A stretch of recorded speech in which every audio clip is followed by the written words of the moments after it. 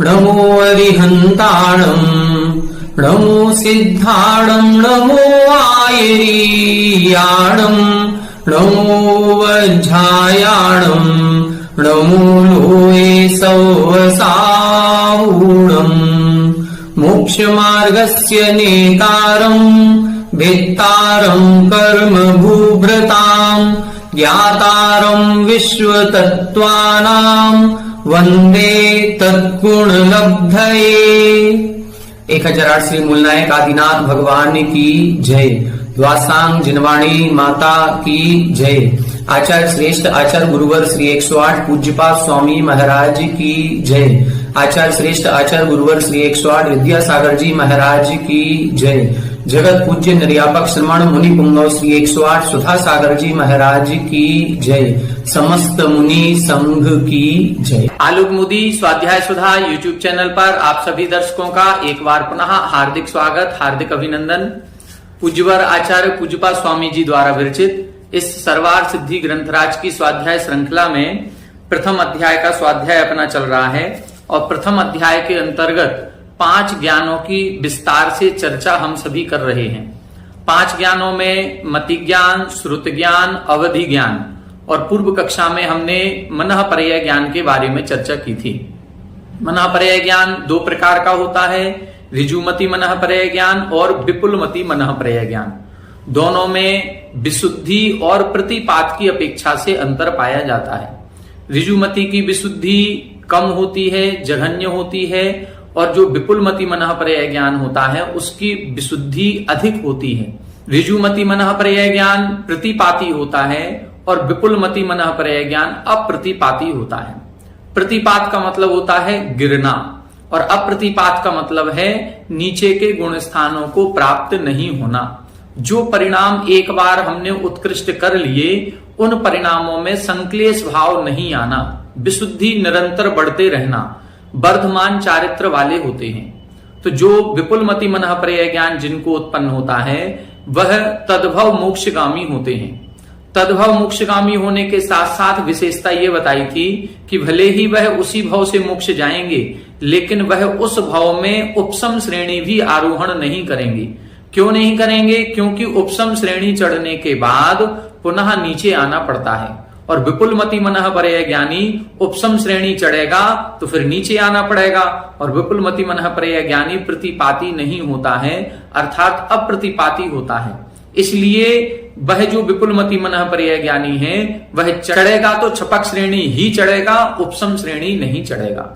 लेकिन जो ऋजुमति मनःपर्यय ज्ञानी होता है वह ऋजुमति मनःपर्यय ज्ञानी प्रतिपाती होता है। इसका मतलब ये नहीं है कि ऋजुमति मनःपर्यय ज्ञान जिसको होता है वह उस भव से मोक्ष नहीं जा सकता या वह नियम से नीचे गिरेगा ही गिरेगा, ये कोई नियम नहीं है। प्रतिपाती होता है लेकिन यदि उसके परिणाम नहीं गिरे तो वह भी उसी भव से मोक्ष जा सकता है, बिना उपसम श्रेणी चढ़े डायरेक्ट सीधी छपक श्रेणी भी आरोहण कर सकता है। लेकिन उसके परिणामों की यह विशेषता है कि ऋजुमति मनःपर्यय ज्ञान एक बार होने के बाद यदि वह मोक्ष नहीं गया तो नीचे गिर सकता है। ऐसा अपन ने दोनों मनःपर्यय ज्ञान में अंतर देखा था। अब आज अपन इन ज्ञानों की और विशेष चर्चा करेंगे कि इन ज्ञानों में और क्या विशेषता पाई जाती है। पेज नंबर 93, उत्थानिका 221, सूत्र नंबर 25 देखें। 221, यदि अस्य मनःपर्ययस्य प्रति आत्मम अयम विशेषः अथ अन्योः अवधि मनःपर्ययोः कुतो विशेष इति यत् आह। यहां बता रहे हैं यदि अस्य मनःपर्ययस्य प्रति आत्मम अयम विशेषः, ये जो मनःपर्यय ज्ञान के 2 भेद बताए थे इन दोनों भेदों में यदि इतना अंतर है तो फिर अथ अन्योः अवधि मनःपर्ययोः, फिर जो अवधि ज्ञान और मनःपर्यय ज्ञान है इन दोनों ज्ञानों में क्या विशेषता पाई जाती है, अब इसका वर्णन कीजिए। अभी जो अपन ने सूत्र देखा था विशुद्ध प्रतिपाताभ्याम तद विशेषः, इसमें मनःपर्यय ज्ञान में ही ऋजुमति और विपुलमति की विशुद्धि और प्रतिपात की अपेक्षा से अंतर बताया है। अब अवधि ज्ञान और मनःपर्यय ज्ञान में क्या अंतर होता है उसकी विशेषताएं आगे बता रहे हैं। सूत्र नंबर 25, विशुद्धि क्षेत्र स्वामी विषयेभ्यो वधि मनःपर्ययोः विशुद्धि क्षेत्र स्वामी विषयेभ्यो वधि मनः पर्ययोः। यहां बता रहे हैं विशुद्धि, क्षेत्र, स्वामी, विषय, इनकी अपेक्षा से अवधि मनः पर्ययोः अर्थात अवधि ज्ञान और मनः पर्यय ज्ञान में विशेषता पाई जाती है। ये चार विशेषताओं से हम अवधि ज्ञान और मनः पर्यय ज्ञान में अंतर कर सकते हैं। किसी की विशुद्धि ज्यादा होगी, किसी की कम होगी, किसी का क्षेत्र ज्यादा होगा, किसी का क्षेत्र कम होगा, किसी के स्वामी ज्यादा होंगे, किसी के स्वामी कम होंगे, और किसी का विषय स्थूल होगा, किसी का सूक्ष्म होगा। तो अब किसके क्या विशेषता होती है, इसको अपन समझने का प्रयास करेंगे। देखें 222, विशुद्धि ही प्रसादः। प्रसाद को विशुद्धि कहते हैं। प्रसाद का मतलब है आत्म परिणामों की निर्मलता, तो आत्म परिणामों की निर्मलता को विशुद्धि कहते हैं। क्षेत्रम यत्र स्थान भावान प्रतिपद्यते। क्षेत्र किसे कहते हैं? यत्र, जहां पर स्थान भावान प्रतिपद्यते, जहां पर स्थित पदार्थों को जाना जाता है, ऐसे उस स्थान को हम क्षेत्र कहेंगे। स्वामी प्रयोक्ता। स्वामी किसे कहते हैं? प्रयोक्ता को। उस ज्ञान का प्रयोग कौन कर रहा है, उस ज्ञान को लगाने वाला कौन है, वह ज्ञान किस आत्मा में उत्पन्न हुआ है और उस ज्ञान के द्वारा कौन जानने वाला है, उस प्रयोक्ता को हम स्वामी कहेंगे। विषयो ज्ञेयः। विषय किसे कहते हैं? ज्ञेय पदार्थों को। जिन पदार्थों को हम जानेंगे उन पदार्थों को हम ज्ञेय कहते हैं, और ज्ञेय का अर्थ ही विषय होता है। तत्र अवधे मनः पर्ययो विशुद्ध तरह। क्या कह रहे हैं? तत्र अवधे, अवधि ज्ञान से मनः पर्ययः विशुद्ध तरह। अवधि ज्ञान की अपेक्षा से मनः पर्यय ज्ञान विशुद्धतर होता है। विशुद्धतर का मतलब अवधि ज्ञान की विशुद्धि या आत्म परिणामों की निर्मलता से जिसके मनः पर्यय ज्ञान प्रकट हुआ है उसके आत्म परिणामों की निर्मलता अधिक होती है। क्यों होती है? लिख रहे हैं कुतः। क्यों होती है? सूक्ष्म विषयत्वात्। क्योंकि मनः पर्यय ज्ञान सूक्ष्म पदार्थ को विषय करने वाला होता है। अभी अपन ने जब ऋजुमति और विपुलमति मनः पर्यय ज्ञान में अंतर देखा था, तब उधर बताया था कि जो कार्मर वर्गणा होती है वह कार्मर वर्गणा अत्यंत सूक्ष्म होती है, और सर्वावधि ज्ञान के द्वारा उस कार्मर वर्गणा के अनंतवें भाग को जाना जा सकता है। अब सर्वावधि के द्वारा यदि कार्मर वर्गणा के अनंतवें भाग को जाना जा रहा है, तो फिर मनः पर्यय ज्ञान किसको जानेगा? तब लिखा था कि उस सर्वावधि के द्वारा जाने हुए अनंतवें भाग के भी अनंत भाग करेंगे, तो उसका जो एक भाग निकलेगा उसको ऋजुमति जानता है। मतलब अवधि ज्ञान के द्वारा जो पदार्थ जाना वो बहुत स्थूल है, उसके भी अनंत भाग यदि हम करेंगे तो उसके एक भाग को, सूक्ष्मतम एक भाग को मनः पर्यय ज्ञानी जान सकता है।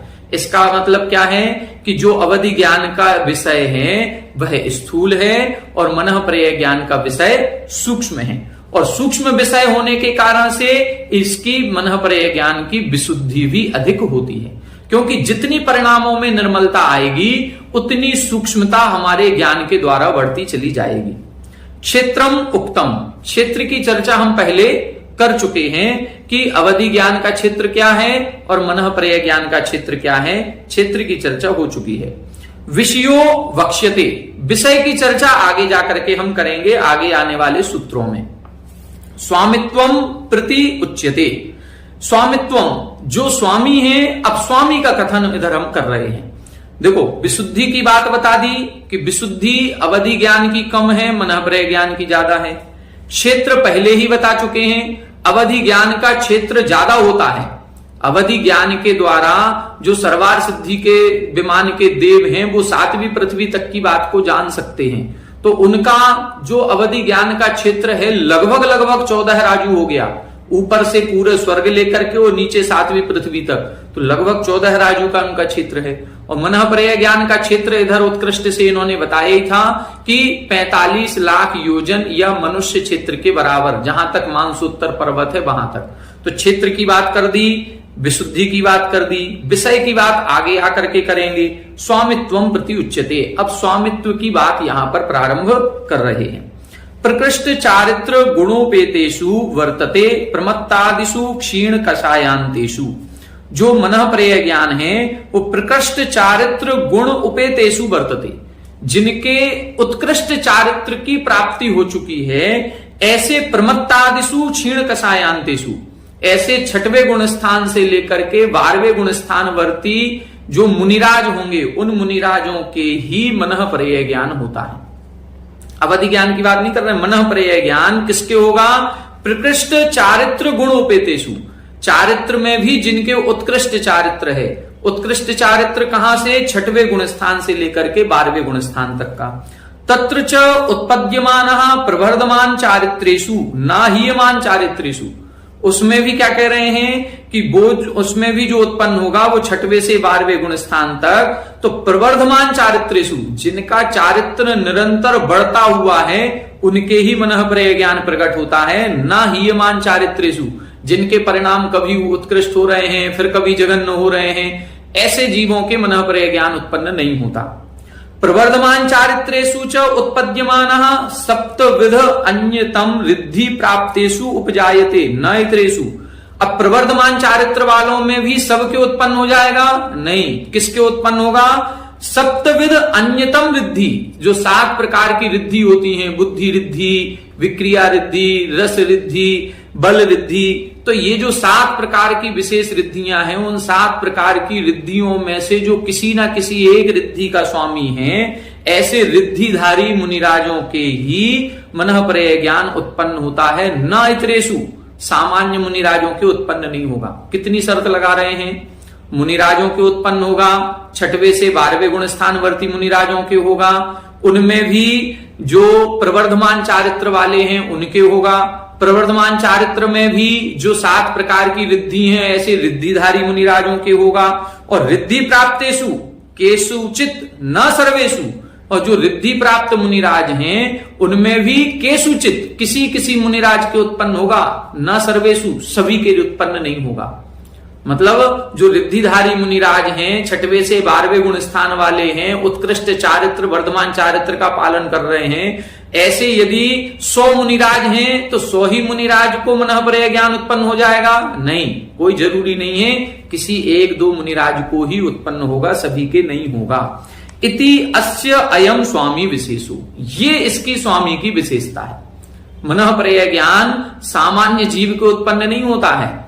किसके होगा? मुनियों के होगा। मुनियों में भी द्रव्यलिंगी के नहीं होगा, जो केवल बाह्य से 28 मूल गुणों का पालन कर रहा है और अंतरंग में कसाय का उदय बना हुआ है।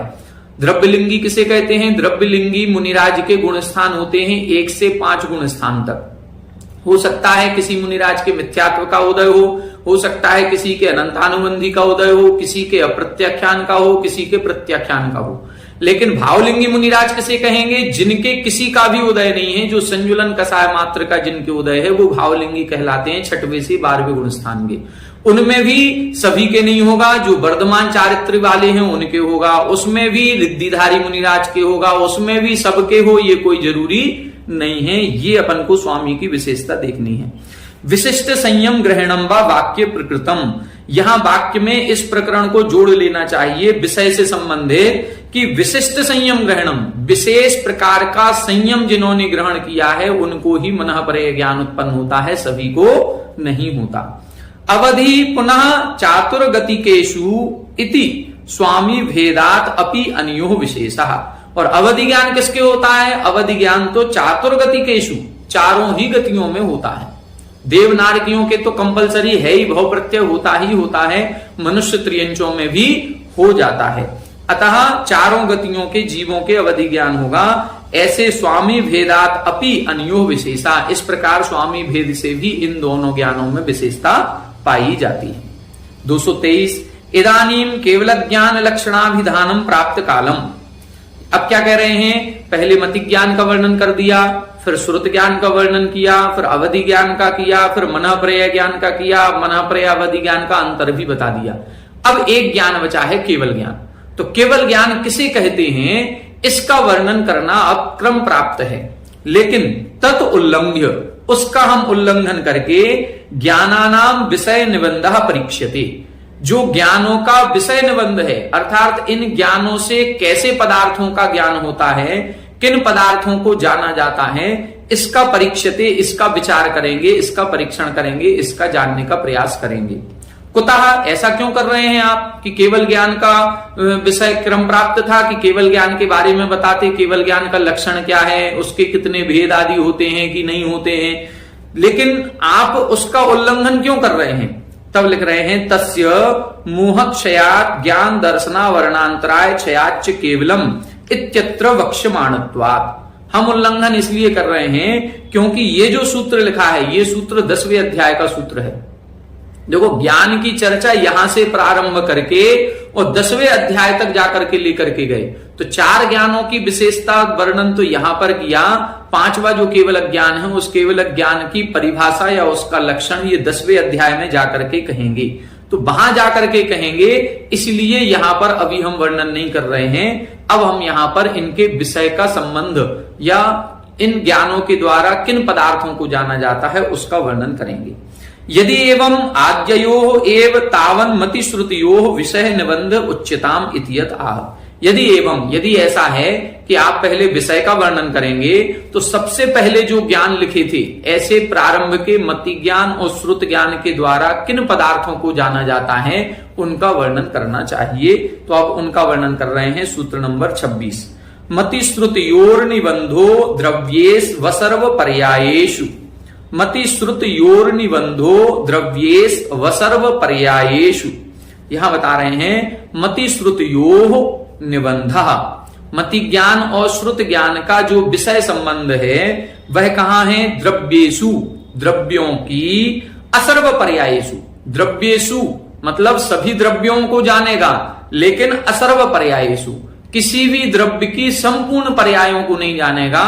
जानेगा तो 6 द्रव्यों को, लेकिन 6 द्रव्यों की कुछ ही पर्यायों को मति ज्ञान और श्रुत ज्ञान के द्वारा जाना जा सकता है। अब कैसे जानेगा इसको देखते हैं। 224 निबंधनम निबंधा। निबंध किसे कहते हैं? निबंधनम निबंधा, ये इसकी व्युत्पत्ति है, अर्थात बंध करना, जोड़ना, संबंध स्थापित करना। कस्य, किसका संबंध? विषयस्य, विषय का संबंध करना है।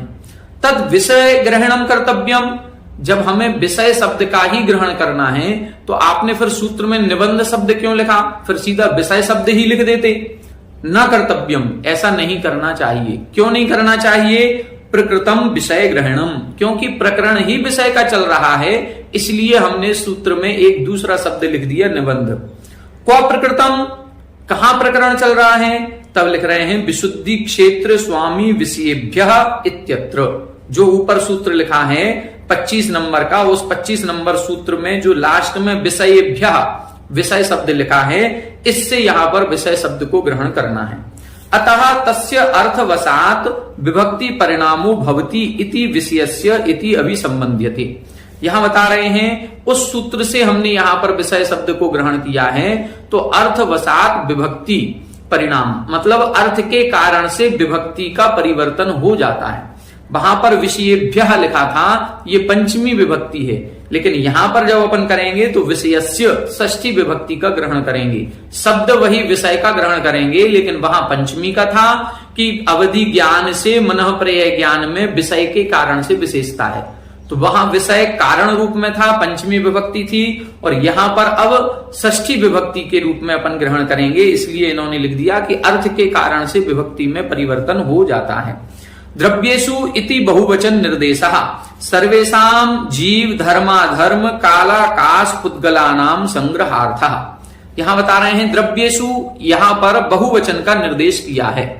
द्रव्येषु ये बहुवचन में शब्द बनता है, तो सर्वेषां सभी प्रकार के जीव धर्म अधर्म काल आकाश और पुद्गलानाम संग्रहार्थः, इन सभी 6 द्रव्यों का ग्रहण करना है। जीव का भी, पुद्गल का भी, धर्म अधर्म आकाश और काल सभी का संग्रह करने के लिए द्रव्येषु बहुवचन लिखा है।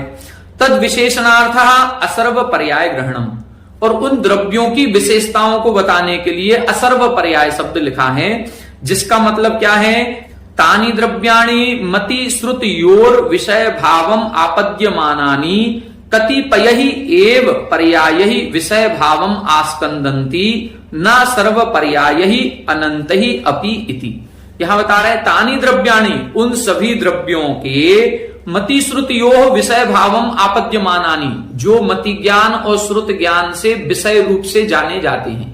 छहों द्रव्यों को मति ज्ञान और श्रुत ज्ञान जानेगा, लेकिन जिस मति ज्ञान और श्रुत ज्ञान के द्वारा उन छहों द्रव्यों को जाना जा रहा है उनको कतिपय ही एव पर्याय विषय भावम आस्कंदन्ति, मतलब कुछ ही पर्यायों के द्वारा जानता है, न सर्व पर्याय ही, सभी पर्यायों के द्वारा नहीं जानता है, और अनंत पर्याय ही अपीति, और अनंत पर्यायों को भी नहीं जानता है। मति ज्ञान श्रुत ज्ञान के द्वारा किसी भी द्रव्य की अनंत पर्यायों को नहीं जान सकते और सभी पर्यायों को भी नहीं जान सकते, कुछ संख्यात पर्यायों को ही जाना जा सकता है। अत्राह, यहां आप प्रश्न कर रहे हैं, धर्मास्तिकायादीनी अतीन्द्रियाणी तेषु मति ज्ञानम न प्रवर्तते। अब प्रश्न होता है कि धर्म द्रव्य है, अधर्म द्रव्य है, आकाश द्रव्य है, काल द्रव्य है, ये तो अमूर्तिक द्रव्य है, और अमूर्तिक द्रव्य होने से अतीन्द्रियाणी, ये तो अतीन्द्रिय ज्ञान का विषय होते हैं, इंद्रियों के द्वारा कैसे जाना जा सकता है? मति ज्ञान श्रुत ज्ञान तो इंद्रियों से ज्ञान करता है, लेकिन ये जो द्रव्य हैं ये अमूर्तिक हैं, तो फिर इंद्रियों के द्वारा मति ज्ञान श्रुत ज्ञान के द्वारा इनका ज्ञान कैसे हो जाएगा? तब लिख रहे हैं, अतः सर्वद्रव्येषु मति ज्ञानम वर्तते इति अयुक्तम। क्या कह रहे हैं? अतः सर्वद्रव्येषु, सभी द्रव्यों में मति ज्ञान वर्तते, मति ज्ञान की प्रवृत्ति होती है, इति अयुक्तम, ये आपका कहना ठीक नहीं है। तब लिख रहे हैं, नैषु दोषः, ऐसा कोई दोष नहीं है। अनिंद्रियाख्यम करणम अस्ति, अनिंद्रिय नाम का एक करण है, जैसे 5 इंद्रियां हैं ऐसे ही अनिंद्रिय नाम का भी एक करण है, मतलब जिसके द्वारा पदार्थों को जाना जाता है। अनिंद्रिय क्या है? मन, उसकी व्याख्या पहले कर चुके हैं। तो मन नाम का भी एक साधन है जिसके द्वारा पदार्थों का ज्ञान होता है। तत् आलम्बनु, उसका आलम्बन लेने पर नो इंद्रियावरण क्षयोपम लब्धि पूर्वक, नो इंद्रियावरण कर्म के क्षयोपम की जो प्राप्ति होती है उस क्षयोपम पूर्वक उपयोगो अवग्रह आदि रूपः प्रागेव उपजायते, उस मन के द्वारा जब चिंतन करते हैं तो मन के द्वारा उसका अवग्रह पहले ही हो जाता है कि जब हम चल रहे हैं तो कोई ना कोई पदार्थ ऐसा है जो चलने में सहायता करता है, हम रुक रहे हैं तो कोई ना कोई पदार्थ एक ऐसा है जो हमें ठहरने में सहायता करता है, हमारे में परिवर्तन हो रहा है तो कोई ना कोई एक पदार्थ ऐसा है जो हमें परिवर्तन कराता है। तो यहां ये अवग्रह हो रहा है कि कुछ तो है, बस ये जो अवग्रह हुआ है मन के द्वारा हुआ है। अब बस ये मन के द्वारा जो अवग्रह पहले उत्पन्न हुआ है, अब उस अवग्रह का सहारा लेकर के फिर श्रुत ज्ञान उत्पन्न होगा। ततः तत्पूर्वम श्रुत ज्ञानम तत् विषयेषु स्वयोग्येषु व्याप्रियते, और उसके पूर्वक ही उस अवग्रह होने पर कुछ है, कोई ना कोई चीज तो ऐसी है, बस यहां जहां पर यह शब्द मिल जाता है वहां पर फिर मन विशेष प्रवृत्ति करता है। फिर हमने ग्रंथों को पढ़ा, ग्रंथों को कहां से पढ़ा? चक्षु इंद्री से पढ़ा, और ग्रंथों को पढ़ करके श्रुत ज्ञान के माध्यम से हमने ये जाना कि ये 6 द्रव्य होते हैं। तो मति ज्ञान और श्रुत ज्ञान के द्वारा इन पदार्थों को, अमूर्तिक पदार्थों को हमने डायरेक्ट नहीं जाना, हमने शास्त्रों से पढ़ करके जाना है। इस प्रकार से 225 अब बता रहे हैं, अथ मति श्रुतियो अनंतर निर्देशार्हस्य अवधेः को विषय निबंध इतियत आह। अब यहां बता रहे हैं, मति श्रुतियो अनंतर, मति ज्ञान और श्रुत ज्ञान के बाद निर्देशार्हस्य, जिसका निर्देश करना क्रम प्राप्त है, ऐसे अवधेय को विषय निबंध, ऐसे अवधि ज्ञान का क्या विषय संबंध है, इसको बताने के लिए अगला सूत्र लिख रहे हैं, सूत्र नंबर 27, रूपिश ववधेः, रूपिश ववधेः, रूपिषु अवधि, अवधि ज्ञान का जो विषय संबंध होता है वो रूपिषु अर्थात रूपी पदार्थों में होता है। पहले लिखा था मति ज्ञान और श्रुत ज्ञान का तो द्रव्येषु, सभी द्रव्यों में होगा, लेकिन अवधि ज्ञान के द्वारा सभी द्रव्यों को नहीं जाना जा सकता। अवधि ज्ञान के द्वारा मात्र रूपी पदार्थ को जाना जाएगा, और रूपी पदार्थ कौन है? केवल पुद्गल द्रव्य, पुद्गल द्रव्य ही मूर्तिक है। दूसरा जीव द्रव्य जो है वो कथंचित मूर्तिक है, कथंचित अमूर्तिक है। तो जब संसारी अवस्था में कर्मों से सहित है तब जीव को भी, संसारी जीव को भी मूर्तिक कहा गया है। तो इस अवधि ज्ञान के द्वारा उस संसारी जीव को भी जाना जा सकता है और मूर्तिक पदार्थ पुद्गल को भी जाना जा सकता है। 226 नंबर देखें, विषय निबंधः इति अनुवर्तते। विषय निबंध ये शब्द की अनुवृत्ति यहां पर भी आती है। कि अवधि ज्ञान का जो विषय संबंध है वो कहां पर है, रूपी पदार्थों में है। रूपिषु इत्यनेन पुद्गलाः, रूपिषु इस शब्द से पुद्गल शब्दों का ग्रहण करना है। इत्यनेन पुद्गलाः, पुद्गल का ग्रहण करेंगे।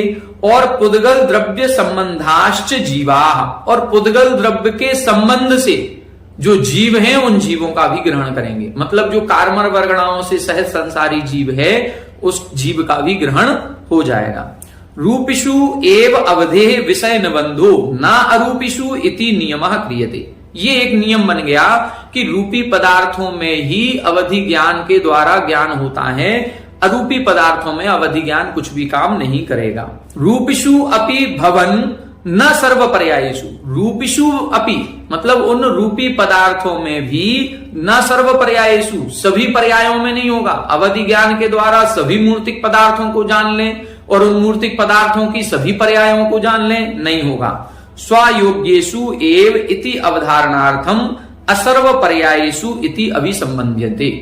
जो पूर्व सूत्र में असर्व पर्यायेषु ये जो शब्द लिखा था इसकी भी अनुवृत्ति यहां पर आती है, और इसकी अनुवृत्ति आएगी तो इससे ऐसा संबंध होना है, ऐसा ज्ञान होना है कि रूपी पदार्थों में अवधि ज्ञान जानता है लेकिन रूपी पदार्थों की सभी पर्यायों को नहीं जानता है, कुछ ही पर्यायों को जानता है। द्रव्य क्षेत्र काल भाव की मर्यादा पूर्वक ही अवधि ज्ञान काम करता है।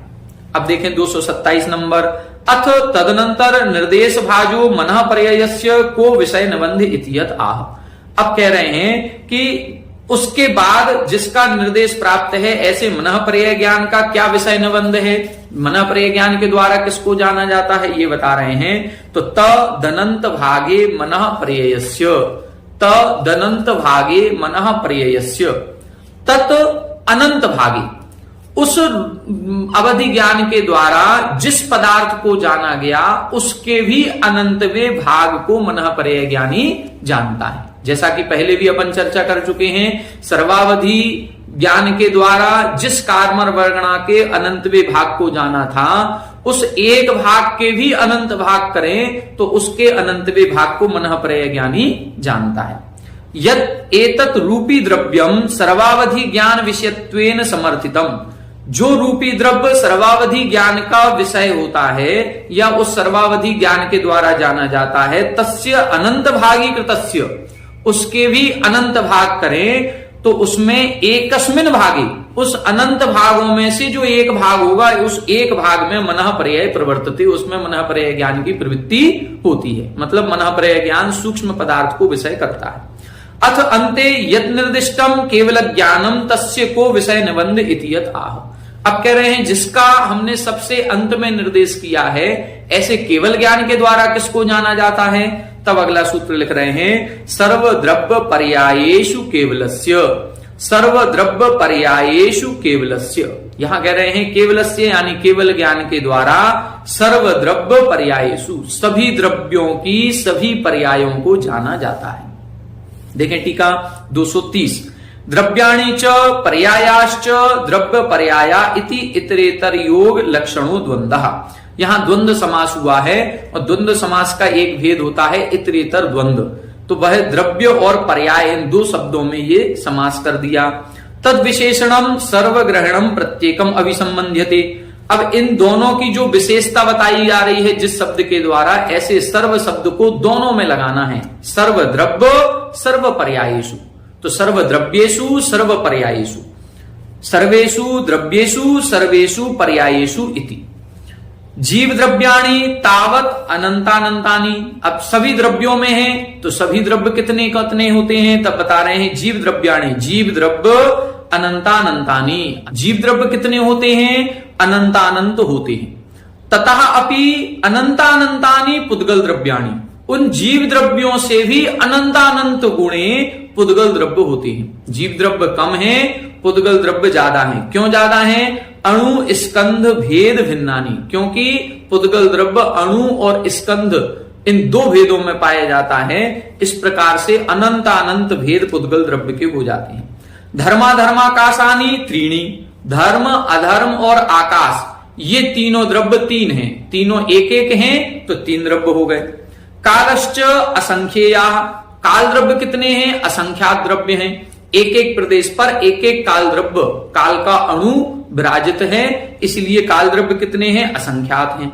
तेसाम पर्यायाश्च त्रिकाल भुवः, और इनकी जो पर्याय हैं प्रत्येक की, सभी की, त्रिकाल भुवः, भूत की, भविष्य की और वर्तमान की, प्रत्येकम अनंतानंताः तेषु, इन सभी द्रव्यों की जो पर्याय हैं, त्रिकालवर्ती पर्याय हैं, वो सभी की प्रत्येक की कितनी है?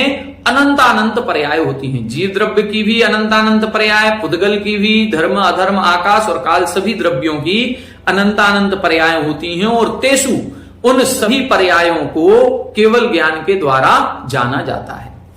द्रव्यम पर्याय जातम वा न किंचित केवल ज्ञानस्य विषय भावम अतिक्रांतम अस्ति, ऐसा कोई द्रव्य नहीं है जिसकी पर्याय है, द्रव्य है और वह केवल ज्ञान का विषय ना हो, ऐसा कोई भी द्रव्य नहीं है।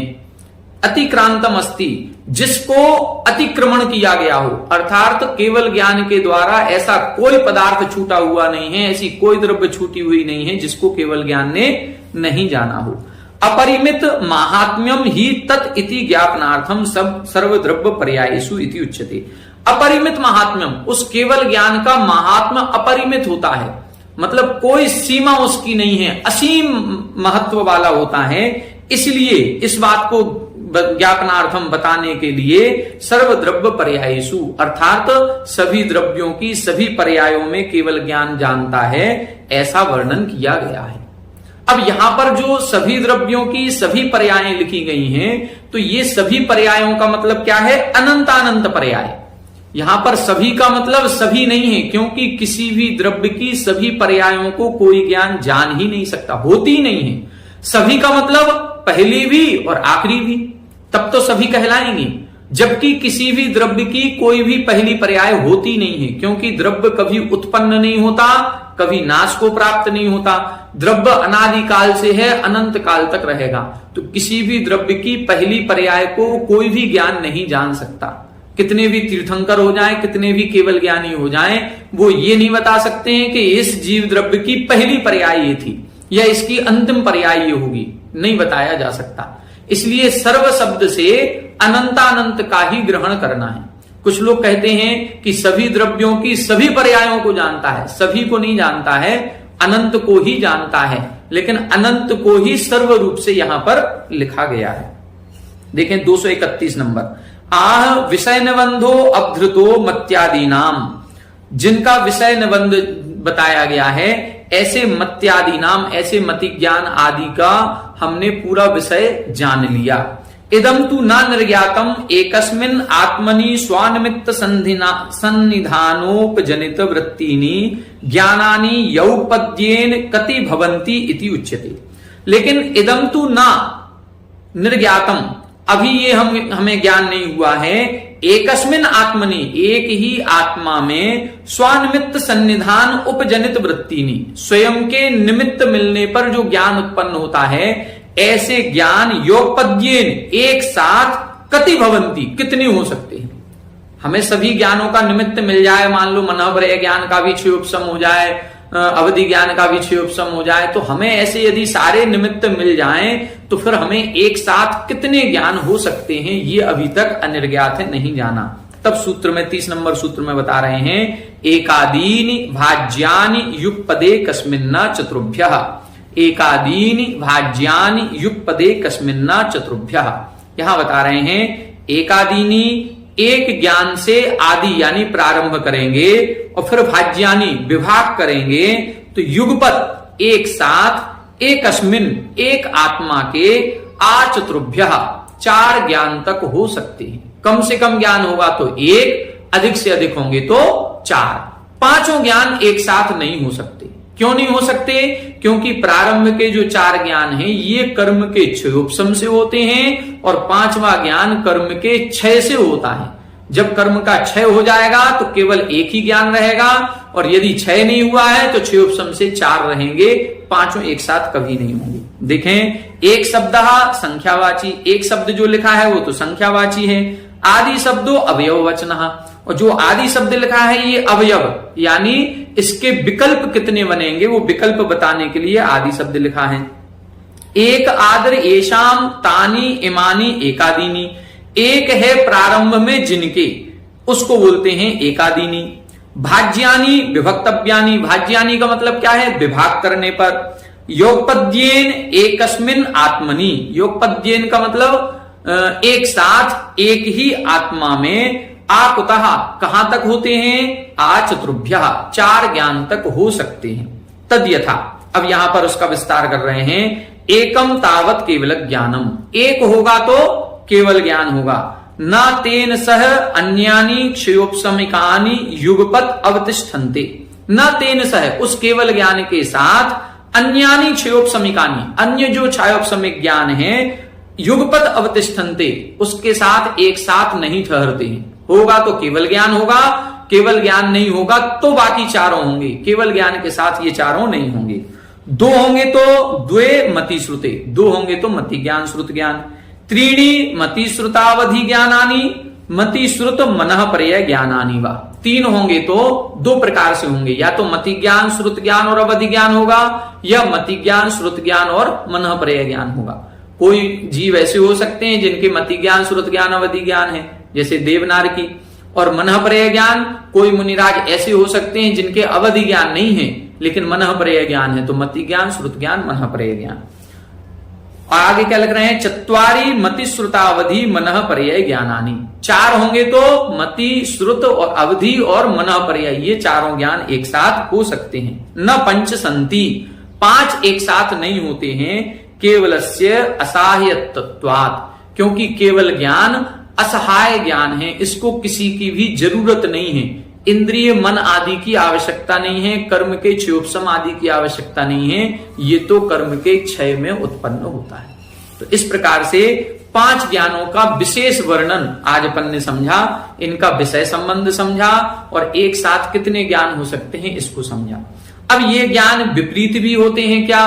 तो मिथ्या ज्ञानों का वर्णन आगे आएगा, और मिथ्या ज्ञान से कैसे पदार्थों को मिथ्या रूप से जाना जाता है इसकी विशेष व्याख्या आगे के सूत्रों में आएगी, जिसको हम आगे की कक्षा में पढ़ेंगे।